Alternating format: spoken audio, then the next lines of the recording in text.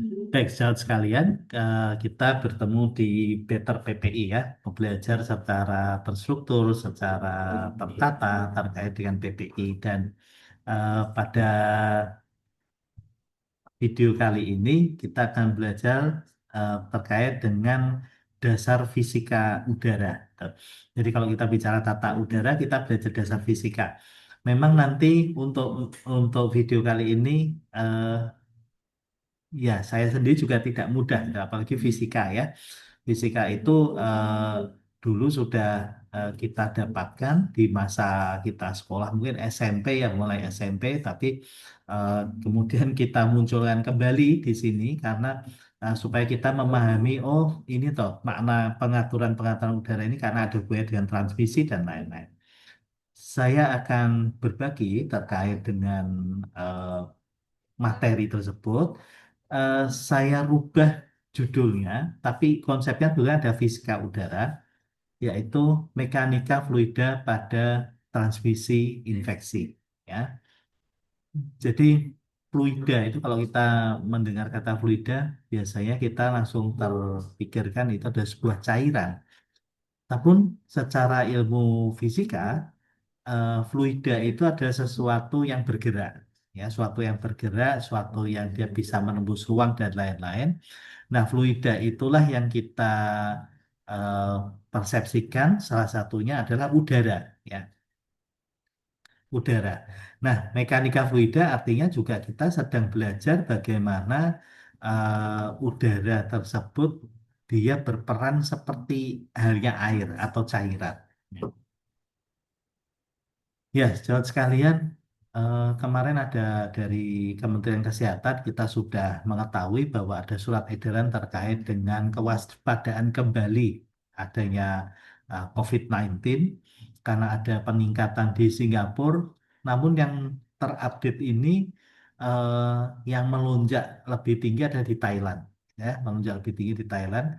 Hanya saja saya juga belum mendapatkan informasi terkait dengan karakteristik per pasien. Ini sangat penting supaya kita tidak hanya di tataran heboh, tataran rame aja itu ya. Wah, ada pandemi lagi. Tapi bagaimana karakteristik per pasien ini? Apa yang terjadi kemudian timbul kembali dalam jumlah yang sampai ratusan ribu orang. Ya. Nah, ini yang kemudian kita seperti eh, apa menengok kembali ternyata virus-virus ini masih ada ya. COVID ini masih ada dan apakah dia kemudian nanti bermakna klinis yang ringan sedang berat. Nah, ini kita sedang memantau. Nah, kita akan bicara terkait dengan tata udara. Terkait dengan COVID sama-sama kita sudah mengetahui bahwa COVID adalah eh, mikroorganisme yang kemudian dia menyebabkan infeksi dengan metode transmisinya ada transmisi droplet atau airborne terbatas. Ya, jadi konsepnya ada droplet dulu, tapi dia kemudian bisa airborne, tapi dengan persyaratan eh, dia ter apa terjebak di dalam sebuah ruangan yang di situ tidak ada aliran udara yang bagus, tidak ada penghisapan, tidak ada inlet atau masuknya udara yang bagus, ataupun outlet udara keluar yang baik, sehingga kemudian menjadi airborne terbatas yang kita sebut sebagai aerosol. Nah, saya akan membawa sejawat ke ahli fisika bernama Daniel Bernoulli. Ya, mungkin kalau masih ada sempat ingat ada namanya apa eh, hukum Bernoulli gitu ya. Hukum Bernoulli. Nah, itu hukum Bernoulli itulah yang kita sebut-sebut sebagai eh, hukum fisika terkait dengan udara tersebut.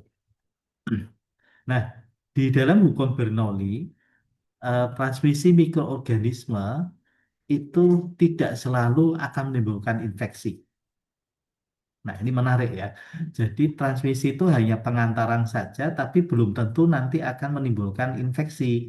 Ya, tergantung dari eh, proses yang terjadi. Karena apa? Bernoulli mengatakan seperti itu karena Bernoulli sendiri ternyata dia selain ahli fisika, dia adalah seorang ahli epidemiologi infeksi. Bernoulli merumuskan kalau saya lihat itu di situ ada kotak ya, ada kotak eh, apa kotak tertulisannya susceptible itu. Bernoulli meneruskan bahwa eh, individu yang terpapar oleh patogen atau mikroorganisme penyebab infeksi itu dia ada kemungkinan dapat mempertahankan diri. Mempertahankan diri dengan apa? Dengan membentuk sistem imun. Dan individu ini disebut sebagai survival infeksi. Ya, simbolnya adalah S alpha. Ini ada S alpha ini adalah survival ya, survival infeksi. Nah, sedangkan infeksi sendiri disimbolkan oleh gamma alpha, disimbolkan oleh gamma alpha yang ini nanti akan bertemu. Jadi kalau dia bisa bertahan, eh, dia akan bertemu dengan sel imun, maka eh, dia akan tetap survive. Ya. Dia akan tetap menjadi survive. Nah, kemudian di sisi lain, individu yang terpapar, ya, yang terpapar, tapi kemudian dia tidak bertahan atau mungkin bahkan mengalami kematian, ya, bisa jadi karena ada infeksi, yaitu kita sebut sebagai satu min S alpha. Ya. Jadi ini rumus-rumus ya, kita bicara rumus-rumus. Jadi kalau saudara sekalian ini maksudnya apa sih? Udah ini ditolong dulu saja.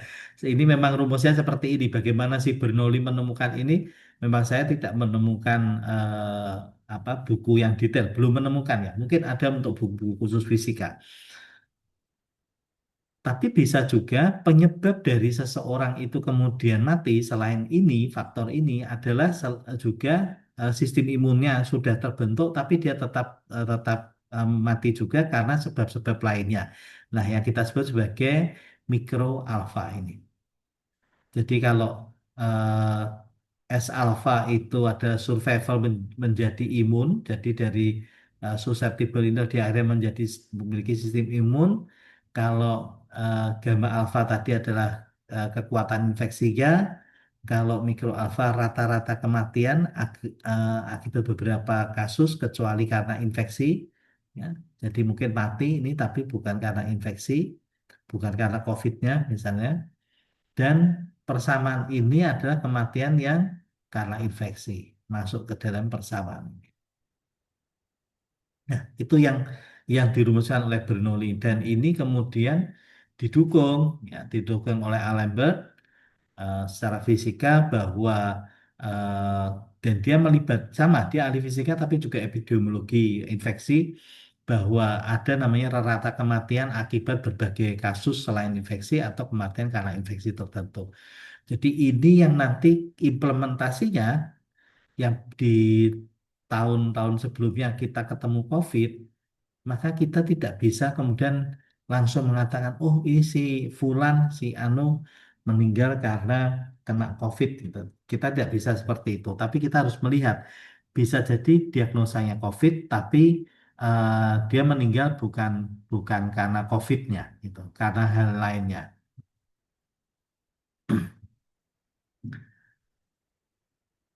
Ya, nah terkait dengan transmisi dan nanti mekanikal fluida, artinya saya ingin membawa terkait dengan transmisi airborne ataupun droplet bahwa ada pertanyaan, bagaimana sih sebetulnya infeksi sebenarnya ditransmisikan dalam ruang, waktu, dan skala ruang spasial.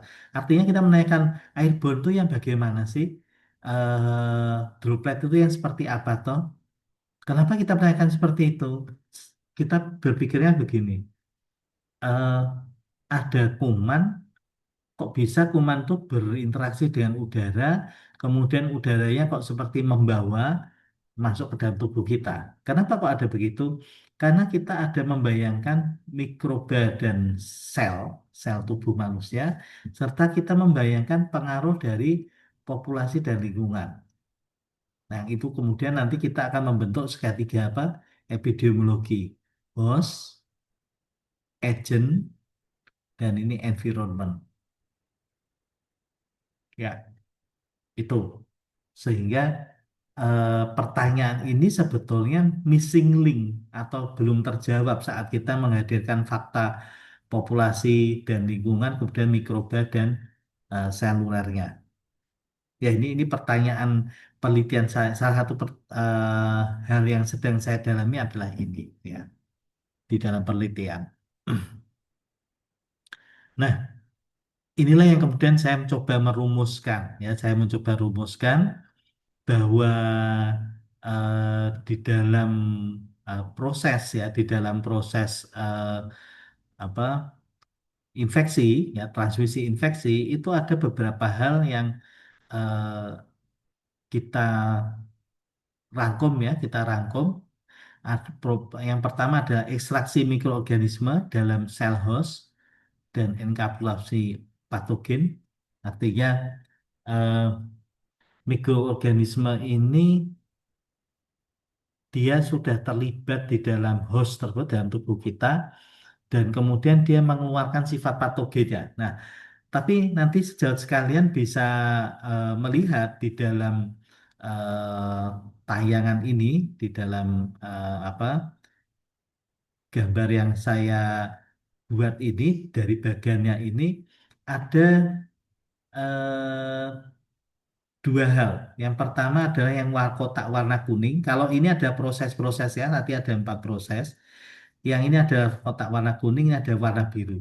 Nah, yang kuning inilah yang eh, apa saya sebut sebagai proses di dalam tubuh. Proses di dalam tubuh itu yang kuning-kuning ini. Ya. Sedangkan yang warna biru itu adalah proses fluidanya, mekanika fluidanya. Jadi pola pikirnya adalah begini, saya umpamakan kok bisa mikroorganisme itu masuk ke dalam tubuh kita ya. Mikroorganisme itu kan bentuknya kecil, kemudian dia eh, apa bisa menyusup atau namanya diabetesis ya. Jadi seperti cairan dia menyusup gitu. Wah ini berarti kalau seperti itu dia bisa menyusup bentuknya ringan atau kecil berarti dia ada sifat-sifat cairan atau fluida yang tadi bisa diartikan udara karena sifatnya menyusup tadi. Nah, kemudian ada proses emisi dari host dan transport patogen. Setelah dia masuk di dalam host, dia bisa kemudian dikeluarkan. Ya, misalnya orang masuk nih COVID misalnya, COVID masuk ke dalam tubuh kita, kemudian di situ menyebabkan penyakit. Setelah itu ada zat apa ya? Oh iya, itu prinsip asam basa. Iya, nantinya akan ke situ. Kemudian dia emisi dari host. Jadi dia keluar dari host, ya, dia keluar dari host. Tapi saat dia keluar dari host, kan dia bertemu dengan lingkungan. Nah, ketahanan lingkungannya si patogen ini bagaimana? Supaya dia tetap bisa menularkan ke yang lainnya, kan dia harus bertahan di dalam alam itu kan, walaupun dia berupa batuk gitu. Nah, bagaimana?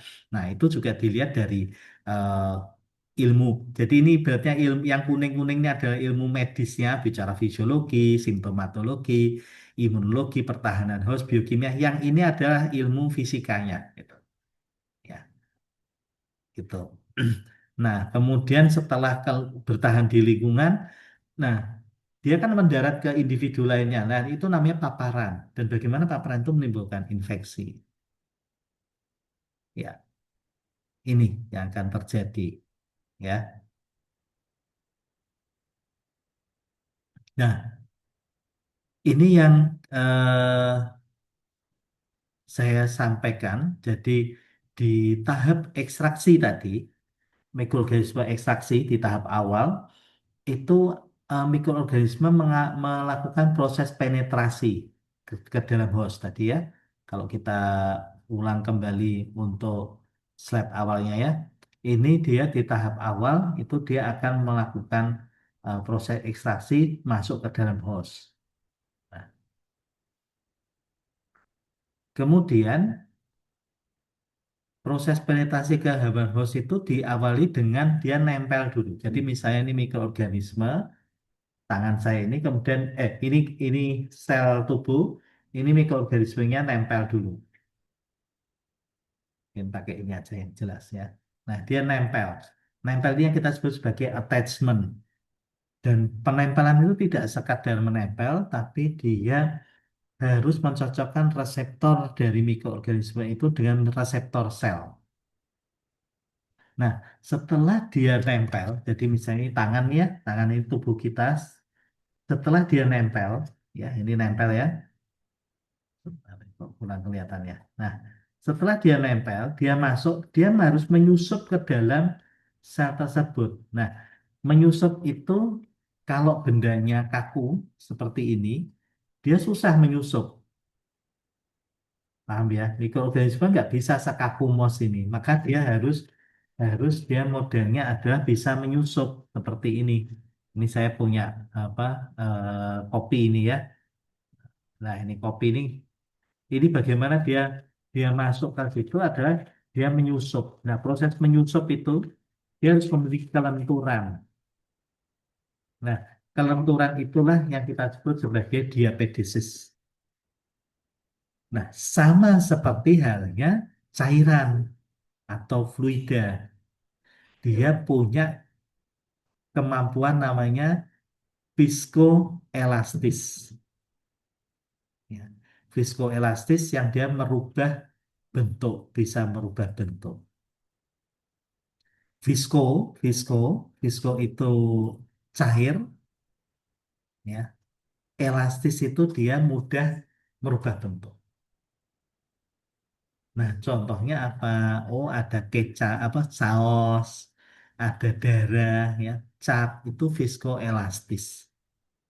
Tidak hanya cair saja. Kalau cair saja seperti air putih, air mineral ini cair saja, tapi dia juga harus elastis. Kalau ini tidak elastis, kenapa? Begitu kita tumpahkan sudah melebar kemana-mana. Tapi kalau elastis itu bisa kita tekuk, kita arahkan, ya kan? Seperti cat itu juga bisa kita arahkan, tidak langsung meluber. Makanya elastis saya gambarkan seperti halnya karet gelang. Tapi tidak seperti karet persis yang hanya elastis. Dia ada kata visko. Digabungkan viskoelastis. Cair tapi tidak langsung luber gitu. Ya, bingung nggak ya? Sampai sini dulu deh. Daripada nanti baru acara pertama, kemudian setelah itu eh, pada sakit gitu ya. Ya, oke deh. Kalau ada yang mau ditanyakan dulu silahkan. Ini saya sudah persilahkan bisa unmute. Sampai sini dulu deh. Untuk simbol yang tadi itu lambda atau gamma ya? Eh, lambda, lambda dokter, lambda. Oh iya, betul, betul, betul. Betul, betul. Ini lambda dok, lambda. Ya, kok gamma? Kalau gamma kan begini ya. Ah, betul dok, terima kasih. Ini lambda, lambda. Ah, ya. Ya. Jadi saya tuh sebetulnya tidak menyukai fisika, tapi karena saya sekolah di S3 Arsitektur dan mendalami tata udara, saya diarahkan promotor ke promotor saya belajar mekanika fluida. Waktu itu belajar online, kalau nggak salah Eindhoven University adakan online 3 bulan, jadi harus belajar ini. Ya, terima kasih dokter. Silakan, ada lagi kah? Oke, ya. Ini ini dimanfaatkan ya, karena pesertanya saya pikir sampai seratusan, ternyata cuma 11 ya. Ya makanya, wah ini 11 betul-betul terpilih. Ya, oke, yang berikutnya adalah aliran polimer. Ya, aliran polimer itu dia aliran yang bisa melalui porus media berpori. Jadi misalnya saya umpamakan sekali lagi tangan saya ini, nah dia bisa masuk ke antara sela-sela ini. Ya, begitu juga nanti saat bicara udara, bicara PMK 40. yang dinding tidak boleh berpori, terlalu porositasnya tinggi. Nah, itu salah satunya terkait ini dan bisa saja betul memang tidak berporositas tinggi, tapi bisa saja tidak tepat. Mungkin itu nanti di hal-hal yang atau pertemuan yang lainnya. Kemudian eh, sifatnya juga sifat terkait mikrofluida, bahwa fluida yang tampak cair besar itu dia bisa terpecah kecil-kecil. Ya. Jadi ini fenomena aliran fluida dalam pipa misalnya. Di dalam pipa itu dia tidak langsung membesar begitu, tapi dia bisa terpecah-pecah. Iya, jadi artinya berpori untuk alat. Jadi eh, ini kita bicara fisika karena fisika itu bicara terkait dengan benda, sedangkan kalau biologi bicara terkait dengan jaringan atau tubuh gitu, atau ya kehidupan gitu. Nah, maka dari itu kan tadi di awal saya membagi dinamika fluida transmisi infeksi. Jadi ini ceritanya kotak-kotak ini eh, saya diminta menghubungkan antara eh, proses mikroorganisme itu masuk dalam tubuh kita terkait dengan transmisi dan terkait dengan tata udara, tapi tinjauannya tinjauan fluida dan tinjauan terkait dengan kesehatannya. Nah, tidak ada yang sumber yang berbicara itu. Akhirnya mau tidak mau kita harus memperkuat di yang biru-biru ini kita bicara, kemudian kita cari beberapa eh, literatur yang bisa kita kaitkan terkait dengan kedokterannya atau kesehatan itu. Jadi porositasnya kita bicara benda tapi juga nanti bicara terkait dengan tubuh. Tapi namanya memang bukan porositas. Tubuh kita memiliki porositas enggak. Ya, nanti ya Mas terkait dengan infeksi nanti ya masuknya ke dalam tubuh. Nah, di dalam tubuh mikroorganisme juga akan mengalami namanya tegangan permukaan. Ya, tegangan permukaan. Jadi ini nanti implementasinya misalnya bagaimana mikroorganisme dia menempel ke surfaktan dari paru. Ya, akhirnya dia kemudian menyebabkan infeksi. Ini bicara proses infeksi. Kemudian ada namanya aliran multifase. Jadi ini yang kedua ada adalah emisi dari host. Jadi setelah dia keluar dari tubuh, misalnya bersin gitu, bersin kan keluar mikroorganismenya plus dahak gitu ya atau sputumnya. Nah, saat keluar itu sebetulnya tidak hanya satu fase atau satu bentuk, tapi multifase. Ada multifase, contohnya di dalam tubuh itu ada makanan dan air mengalir. Air dan makanan adalah sesuatu yang berbeda, tapi keluar bersama-sama. Nah, di dalam transmisi juga seperti itu. Ada mikroorganisme, ada droplet. Droplet itu cairan, mikroorganisme itu adalah eh, bukan droplet ya, dia makhluk hidup yang sifatnya jasa teranik. Ya.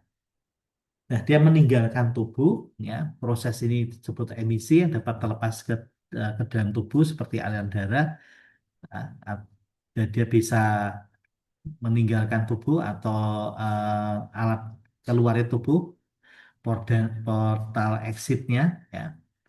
Nah, di dalam tahap ini mikroorganisme akan mendapatkan respon dari fisiologi tubuh terhadap mikroorganisme, ya. Dan saat terlepas kalau dia masuk ke dalam tubuh lagi, dia juga ada respon terkait dengan proses terjadinya infeksi.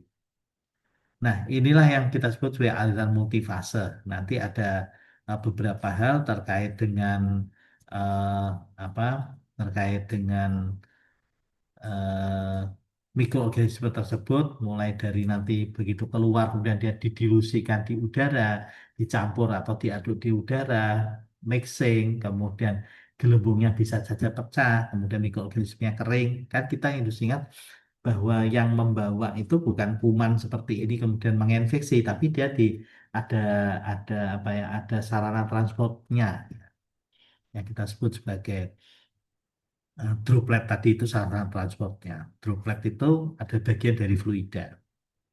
Ya, ya ini adalah percobaan. Jadi ada namanya di dalam saat kita mengeluarkan droplet itu ada namanya aliran interfasial.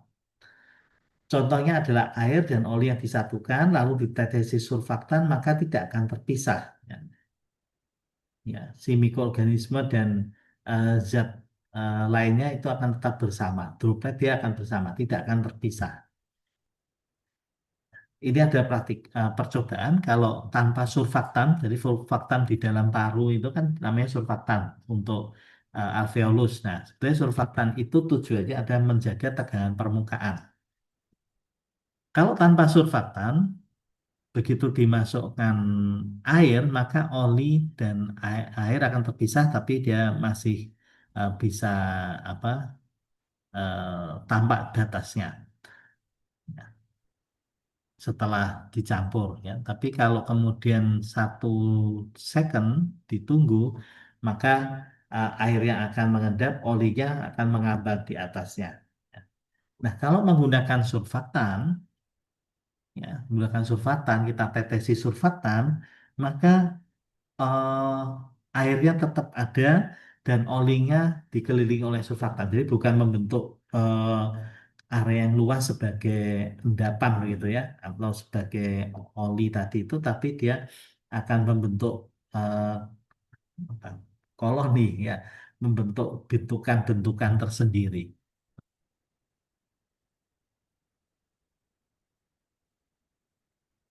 Oke. Ya, ini sekaligus Bu Ani tanya ya. Jadi yang berpori untuk alat ya, bukan kulit. Ya, kulit pun nanti juga akan ada bagaimana dia masuk, tapi mungkin bukan pori ya Bu ya. Tapi intinya saya ingin menyampaikan bahwa ini dia bisa nembus jaringan.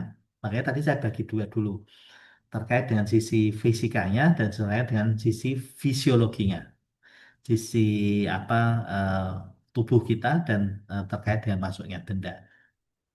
Jadi ini pengantarnya supaya nanti ada bayangan. Oh, kenapa sih kok sudah eh, tertata udaranya kok masih kena dan lain-lain. Nah, sebetulnya ada proses yang cukup panjang. Jadi bisa saja seperti tadi tenori Bernoulli, bisa saja dia kemudian imun tetap kena atau eh, kemudian dia meninggal, tapi bukan karena COVID-nya, karena faktor lain. Nah, ini ada kaitannya nanti.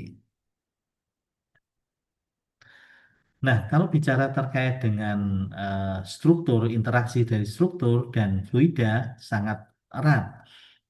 Aliran udara itu dia bisa berbelok, tapi eh, dia bisa juga tertahan. Jadi kalau seperti ini, dia ada yang tertahan, terutama kalau yang di sini, tapi dia bisa ada meloloskan diri, tapi dia membuat benda yang menghalanginya itu kemudian menyesuaikan. Nah, itulah yang kemudian nanti kalau di dalam fisika ada kalau ada benturan, misalnya ada sebuah ruang, ini ada bednya, ada almarinya, itu dia bisa berbelok, kemudian dia membentuk ini pusaran kecil namanya eddy, ya seperti apa eddy dan vortex ya, ada namanya eddy dan ada vortex. Eddy itu yang kecil-kecil ya, jadi yang kecil-kecil ini vortex. Vortex itu biasanya yang pusaran di sini, kemudian nanti dia membentuk pusaran-pusaran yang menjadi apa cabang-cabang itu namanya eddy. Nah, karena geraknya berputar seperti ini, ternyata ada gaya sentrifugal yang dia bisa melemparkan lebih jauh. Jadi mikroorganisme akan lebih jauh sehingga dia akan tertransmisikannya juga lebih jauh. Nah, eh, dengan pengaruh udara, jadi kalau sekalian melihat tadi di grup itu, dengan pengaruh udara, maka terjadi proses fragmentasi. Jadi ini droplet yang besar, ya, droplet yang besar itu dia akan terpecah menjadi droplet-droplet kecil yang menjadi aerosol, ya, karena ada aliran udara. Kita belum mengatakan aliran udaranya tepat atau tidak tepat dulu. Yang penting dia akhirnya terpecah. Gitu. Ya, batok atau bersin itu menghasilkan awan turbulen yang memiliki momentum tinggi dan terbentuk udara panas dan lembab. Nah, eh, batuk itu tidak hanya sekedar sekedar batuk saja gitu. Tapi ternyata nanti ada gambarnya begitu dia batuk itu bukan oh ini batuk hanya droplet-dropletnya enggak. Seperti gambar kita ini ya, belakang itu hanya butiran enggak. Jadi nanti begitu batuk itu dia akan diselimuti oleh selubung awan, dia memiliki namanya buyons dan lain-lain nanti akan sampai itu. Nah, ini batuk bersin ini menghasilkan awan turbulen. Dia tidak beraturan, bukan laminar yang hanya sejajar. Dan itu bisa menyebarkan sampai 8 meter dalam beberapa detik. Kemarin kita jaga jarak berapa jauh ya waktu pandemi? Berapa jauh? 1 meter ya, Satu Dok. meter. 1 meter. Minimal 1,5 meter, Dok, sampai 2 meter. Ya, ternyata ternyata setelah kita kita memperdalam fisika, dia bisa jauh. Gitu. Dan ini penelitian, kebetulan di penelitian sejawat saya dia seorang arsitek murni, seorang arsitek murni dia membantu saya juga terkait dengan apa kita menggunakan namanya simulasi CFD. Dia kebetulan di Seoul, dan dia menelitinya ada meneliti batuknya. Nah, tapi dia tidak agak teliti kumannya karena dia arsiteknya. Batuknya ini eh, seberapa kuat dan seberapa besar awan turbulen itu terbentuk. Itu itu lebih lebih rumit lagi ya. Ternyata bisa sampai 8 meter. Ya. Nah, patogen ini dapat bertahan beberapa jam sesuai kondisi temperatur dan kelembapan. Jadi karena dia diselimuti seperti itu, dia masih masih terlindung. Dia seperti di dalam sebuah kubah gitu ya. Dia terlindungi itu. Dan bila gelombang dropletnya ini pecah, gelembungnya ini juga hilang, maka dia bisa menyebar kalau ada dorongan udara lagi. Ya, ya itu yang terkait dengan ekologi dan ketahanan patogen di lingkungan. Jadi di lingkungan setelah dia keluar tuh ternyata dia masih bisa terlindungi bahkan sampai 8 meter. Gitu. Kenapa? Karena ada dorongan, dia punya daya lenting ya, buoyance gitu. Kemudian eh, apa? Ya tentu saja tergantung terkait dengan temperatur dan kelembapan. Nah ini penelitiannya dari William Wells gitu ya, bahwa kalau dropletnya eh, lebih dari 100 mikrometer ternyata terjatuh dalam waktu kurang dari 1 detik. Kalau yang kurang dari 100 meter ya dia akan bisa bertahan di udara dan bisa terpecahkan sehingga menjadi droplet nuklei. Ya, di situ tadi ada kurva yang menggambarkan droplet pernafasan itu eh, jatuh ke tanah setelah dikeluarkan, tapi juga kemudian dilihat dulu kalau droplet yang ukuran lebih besar dari 10 mikrometer terperangkap di daerah hidung. Ya, kalau yang lebih dari itu, yang lebih kecil dari itu, dia bisa terperangkap di saluran nafas. Jadi tergantung yang masuk ini ukuran berapa gitu. Kalau ini ditanya cara mengukurnya gimana, nah, coba nanti saya harus bertanya ke beliau bagaimana cara mengukurnya ini. Tapi ini sebuah penelitian panjang ya. Dan saya rasa ada beberapa penelitian yang juga terkait dengan pengukuran ini. Bahkan droplet yang berukuran di bawah 5 mikrometer dapat mencapai alveoli. Ya.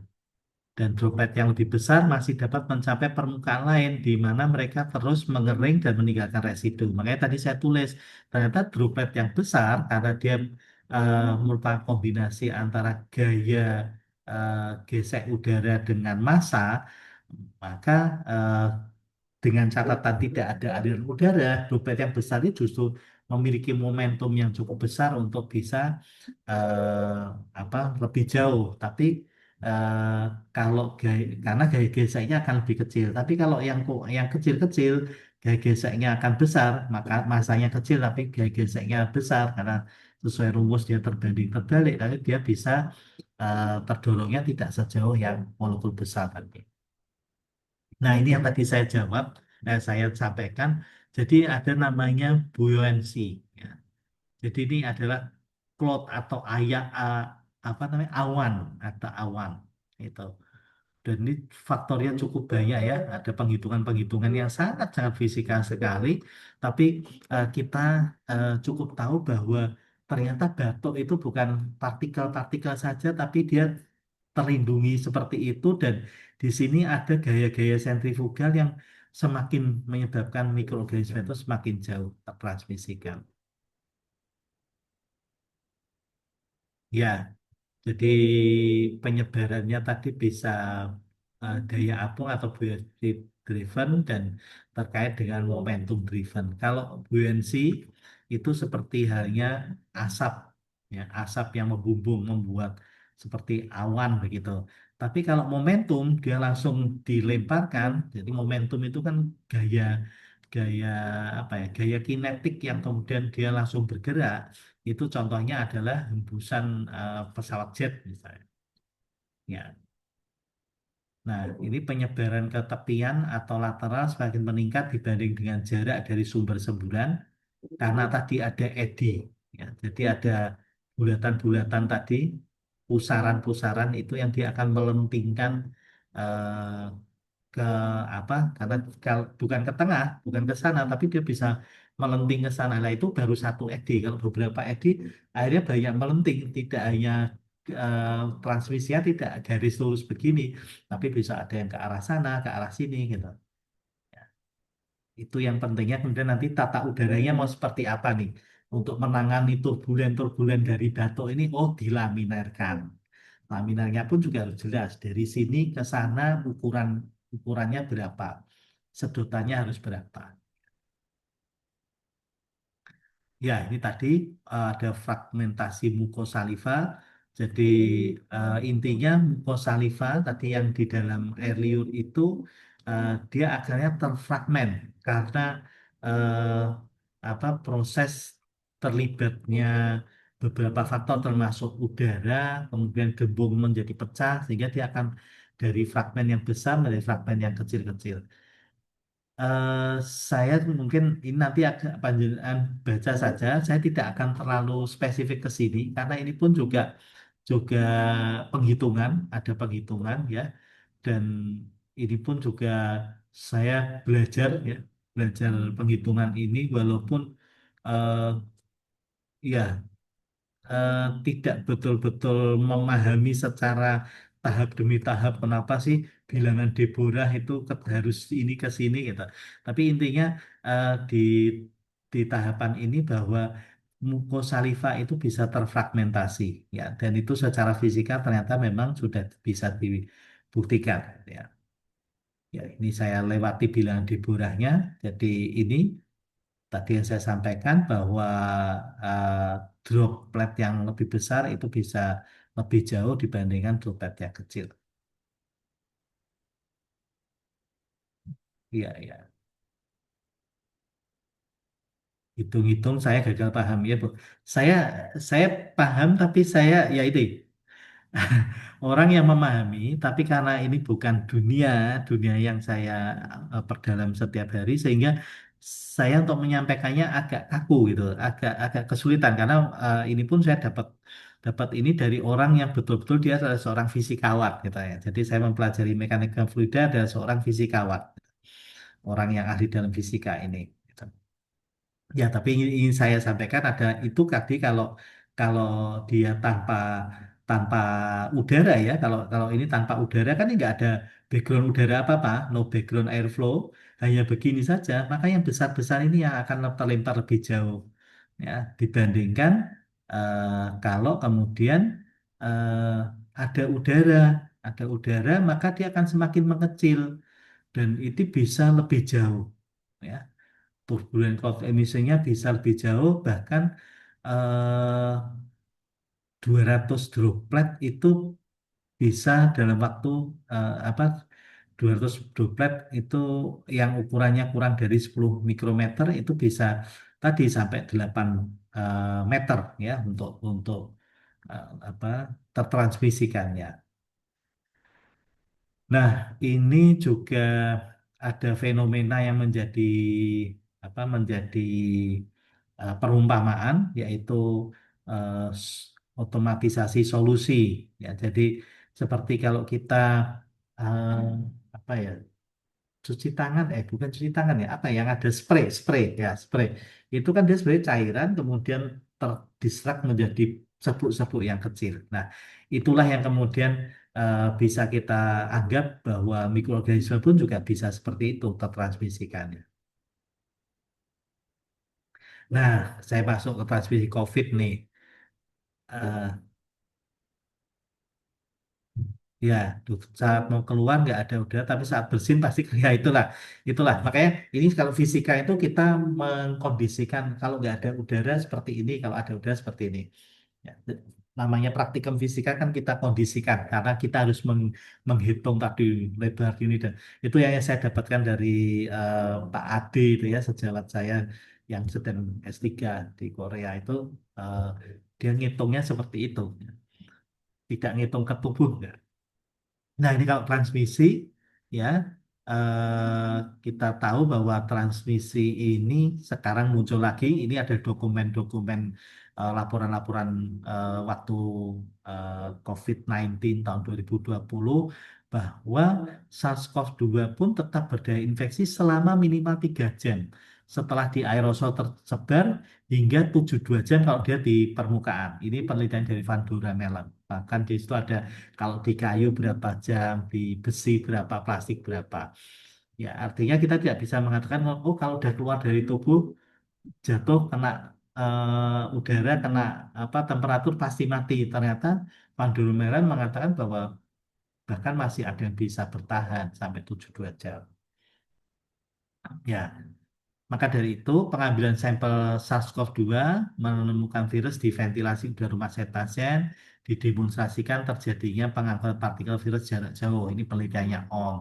Kemudian ada large droplet teori, jadi penurunan virus yang diasumsikan bahwa droplet besar justru merambat jauh, ya, merambat terjauh, jatuh di permukaan dan mencemari permukaan ini saja. Ini WHO CDC juga sempat menyebutkan itu.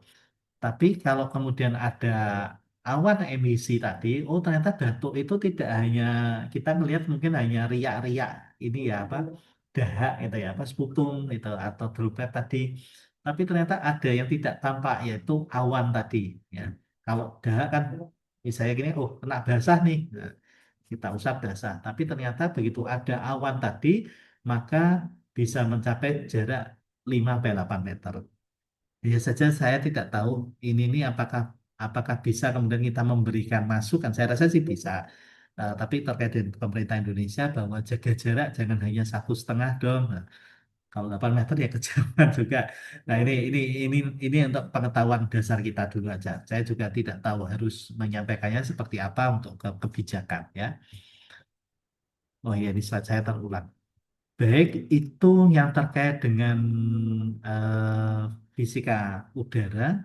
Memang ini outcome yang untuk pertama ini adalah kita mengetahui bahwa udara itu tidak hanya sekedar apa ya, sekedar sebuah hembusan saja, tapi ternyata kompleks, bahkan dia bisa membawa eh, sampai ke tingkat yang lebih jauh gitu, transmisinya. Begitu, silahkan kalau ada yang mau berdiskusi. Ya. Ridho, betul Ridho, saya udah diskusi Dokter. tuh di yang apa di dibawa chat dari room. luar rumah sakit atau yang diresepkan dari rumah sakit harus diketahui oleh Iya. Eh, di chat room, ya, oke. Tadi sudah saya jawab ini beberapa. Kira-kira pemikiran saya benar nggak, Dok? Betul, betul, betul, Kekhawatiran saya benar nggak? betul, Itu aja betul. sih. Iya, iya. Jadi betul sekali bahwa eh, kita tidak apa ya, mudah-mudahan saya tidak salah ucap lagi ya, atau saya tidak salah kalimat saya dimengerti oleh yang lainnya, bahwa kita tidak bisa sebagai PPI hanya mengatakan, oh ini droplet gitu. Ini airborne. Kenapa droplet? Karena partikelnya sekian sampai sekian. Oke, maka jaga jarak 1,5 meter. Padahal secara fisika, fisika itu kan dia kemudian dikondisikan supaya bisa diukur jarak jauhnya, kemudian apa besarannya. Nah, ternyata bisa sampai 8 meter itu. Nah, sehingga nanti di babak berikutnya kita mulai bisa merekonstruksi pemikiran bahwa misalnya, oh kalau ruangan seperti ini, usul saya ACH-nya minimal sekian. Minimal sekian ACH itu bukan karena kata Permenkes, tapi adalah kita menerangkan ternyata ya ini misalnya di sini ada beberapa sejawat kemudian berpikir bahwa, oh ternyata eh, kepentingan terkait ACH itu karena dahak ini dia tidak hanya si partikel yang basah saja, tapi dia diselubungi oleh udara. Udara dari mana? Dari tubuh kita. Saat kita batuk kan kita seperti ini ya, mendiam, itu kan ada udara. Nah itu ada akhirnya menjadi awan pelindung dari ini yang dia bisa membawa lebih gitu. Betul sekali. Jadi kalau ruang kecil artinya butuh sistem tata udara yang baik, apalagi ruang kecil. Karena kalau tidak ditata, maka keluarnya adalah airborne yang terbatas atau kita sebut aerosol. Nah, contohnya dokter gigi deh, ke dokter gigi. Nah, kalau mungkin mau melihat awan itu mungkin ya kalau kita agak merekonstruksi bentuk awan itu seperti saat dokter gigi melakukan tindakan pengeboran. Kan kalau kita lihat dari jauh kan ada kayak selubung-selubung seperti itu, ada kayak asap-asapnya itu. Nah, itu adalah salah satunya adalah pelindung dari droplet-droplet itu. Begitu. Izin dokter nanya. Silakan, silakan. Ya, ya saya dok Rosa Daviani, Hmm. Palembang dok. Iya. Jadi Nah, ada beberapa yang mau ditanyakan tadi untuk batuk dan bersin itu bisa menyebarkan sampai 8 meter itu secara horizontal atau kalau vertikalnya berapa dok? Karena itu kan 8 meter sepemikiran saya 8 meter artinya ke depan gitu kan, ke ke depan. ya. Apakah ada vertikalnya? Kemudian tadi disebutkan bahwa ada yang menemukan virus apa di udara. Nah, apakah bisa di swab virus untuk di ruangan? Karena kami minta ke BBLK itu katanya tidak bisa menswab virus gitu dok untuk di lingkungan. Nah, tadi kata Bu Ani untuk melepas di instrumen itu kan ada surfaktannya. Apakah bisa kita lepaskan tadi yang di udara dengan surfaktan juga gitu? Terima kasih dok. Ya, jadi terkait dengan eh, apa vertikal atau itu ya, yang dihitung 8 meter itu 8 meter ke arah depan, seperti tadi grafik yang dia pakai 8 meter ke depan. Tapi dia bisa tidak menutup kemungkinan dia akan melenting. Kalau daya lenting sepertinya eh, apa bisa bisa lebih pendek dibanding itu ya karena namanya eddy itu yang tadi pusaran-pusaran itu ada gambarannya dia bisa ke beberapa arah hanya saja yang diukur oleh para peneliti ini adalah saat dia ke depannya vektornya adalah vektor horizontal ya bahasa mereka menggunakan vektornya vektor horizontal kalau untuk lentingan-lentingan ke segala arah ini saya belum pernah mendapatkan itu dan saya rasa juga akan lebih sulit ya karena tapi mereka menangkap bahwa ini ada lentingan-lentingan ke samping. Ya, ibaratnya kalau kita air apa dari selang itu air keran itu kita kemudian tekan itu arahnya tetap ke depan, tapi di sini ada percikan-percikan. Tapi percikan ini kan sifatnya sangat heterogen sehingga akan kesulitan. Kemudian kalau yang tadi yang ada bisa di permukaan dan lain-lain itu penelitiannya Van Dora Mellen itu dia tidak di ruangan tapi dia membuat kalau saya tidak salah namanya bathyscaphe. Jadi semacam apa ya semacam kayak kapal selam begitu. Kemudian di situ sayangnya itu jurnal jadi tidak ada cara penelitiannya yang rinci harus menyediakan itu di dalam ruangan bathyscaphe itu dimasukkan eh, udara yang sudah dikontaminasikan dengan virus COVID waktu itu. Hanya saja cara kontaminasinya di situ tidak ada. Dan tapi jurnal ini termasuk jurnal yang saya sangat sangat suka itu, sangat suka karena betul-betul dedikasi dia untuk membuktikan sebaran itu sampai membuat alat seperti itu. Nah, tapi yang paling penting yang kita ambil bahwa proses transmisi itu di udara itu sangat tergambar di situ. Dan yang paling penting lagi apa? Eh, Tidak hanya masalah udaranya saja. Artinya begini, kita tidak kemudian bicara ya sudah kalau seperti itu fogging gitu, yang udaranya saja atau menggunakan UV. Enggak. Yang paling penting secara PPI, oh dia bisa menempel di permukaan masih hidup 72 jam pembersihan permukaan.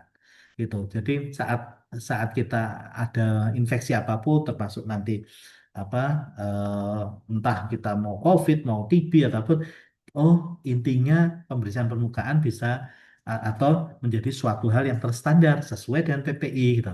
Di saat manajemen misalnya enggak ya pakai pakai dremis saja sudah cukup, nggak bisa. Dremis oke, tapi permukaan juga harus tetap dijaga. Begitu, Bu. Ya, betul, Bu. Jadi Ya. tidak hanya dibuat exhaust saja. Exhaust itu outlet, tapi kalau di situ hanya cuma ada AC saja, AC itu kan dia sebetulnya mensirkulasi udara di ruangan, dimasukkan, didinginkan begitu. Kalau split wall, tapi kalau dia split duct, dia ada fresh air yang masuk. Apalagi kalau pakai AHU, lain lagi, itu lebih lebih ideal. Gitu. Ya, memang banyak rumah sakit yang belum mengerti hal ini, tapi eh, bagaimana ya cara supaya mengerti ini? Bagaimana itu yang makanya saya buat forum seperti ini tapi memang peminatannya tidak tidak banyak ya, Pak. Ya, alhamdulillah ada 11. Silakan Mbak atau Levi di unmute boleh. Sudah bisa di unmute kan? Oh, Oh, oke. Sudah. sudah ya. Baik. Dok, maaf, untuk di rumah sakit kami kan untuk ruang isolasi TB, kami menggunakan nama AC, Dok. Belum ada AHU AC, tapi ditarik dengan exhaust fan. Apakah itu sudah cukup ya, Dok? Terima kasih. Baik, AC-nya split wall ya. Ya, betul, Ya, Spiko. jadi split wall itu tadi dia tidak ada fresh air. Padahal kalau TB itu kan ibaratnya udara kotor dibuang. Betul, AC-nya misalnya sudah dorong, tertarik exhaust, tapi udara bersihnya dari mana? Nah, jadi kan di dalam itu sebenarnya udara yang masih yang kalau bahasa Bu Ani dulu kalau ngelatih PPI ya 4L itu ya. Lu lagi udaranya gitu. Cuma bedanya ini lebih dingin gitu, tapi masih di situ.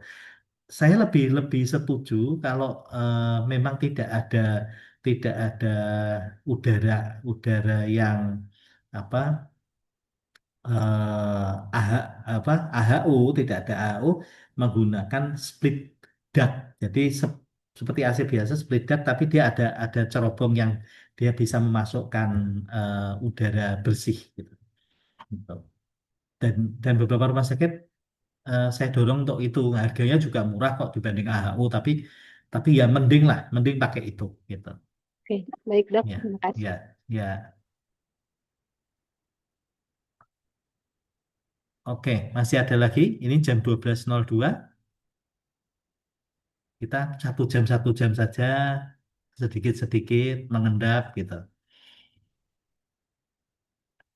Ada lagi kah? Ya, Izin silakan. bertanya, Dok. Boleh. Saya dari Palembang, Dok.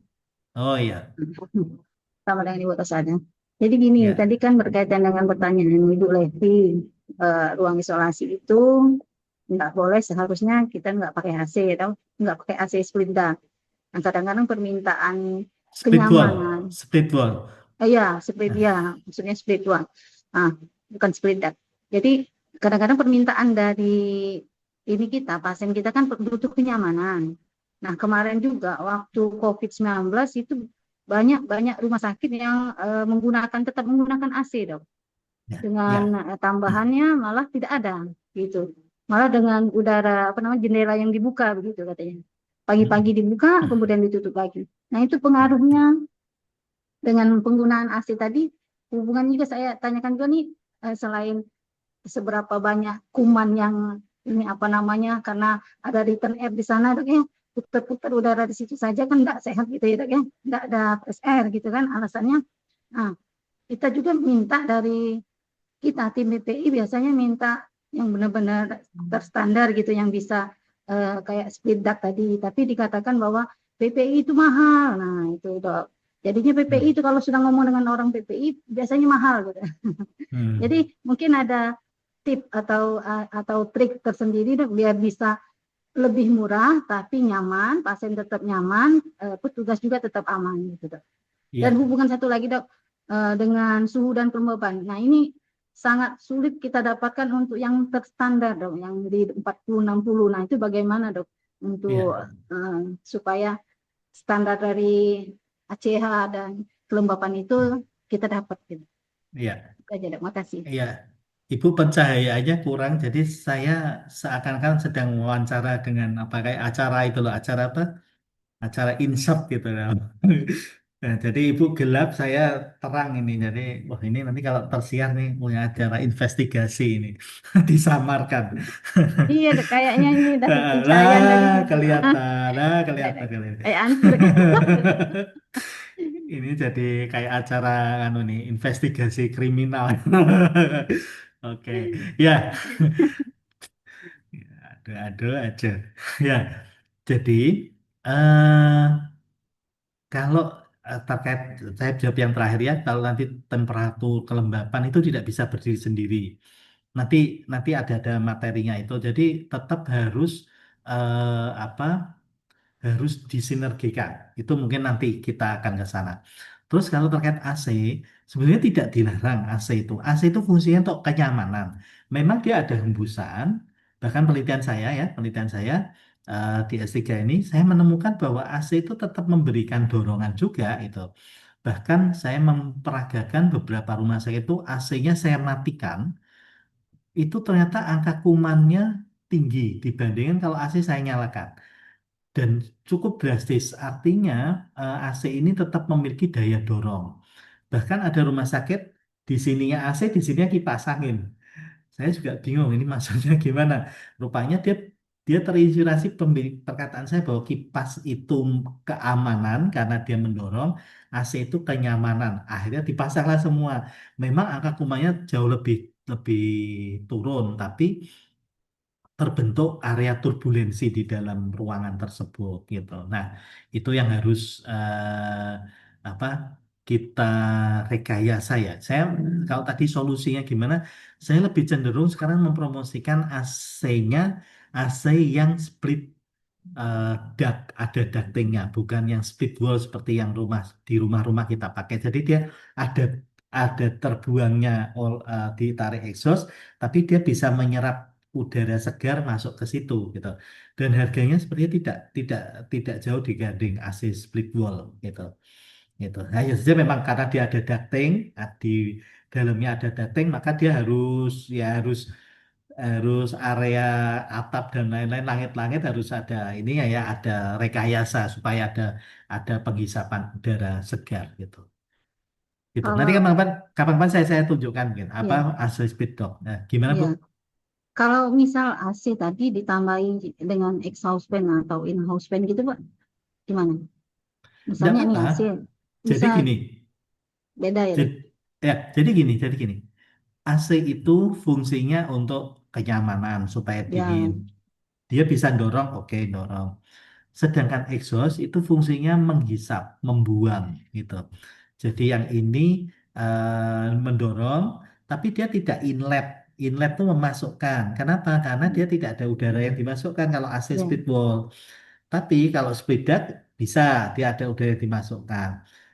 Jadi boleh saja AC yang oh saya pakainya AC split wall dok rumah saya ada oke berarti itu hanya dorong saja tapi nggak menyediakan udara yang baru. Loh, tapi kok angka kumanya berkurang ya dok? Otomatis seharusnya kan logikanya kumanya tambah banyak malahan karena nggak ada udara yang baru yang terbuang gitu. Ada yang ikut membersihkan.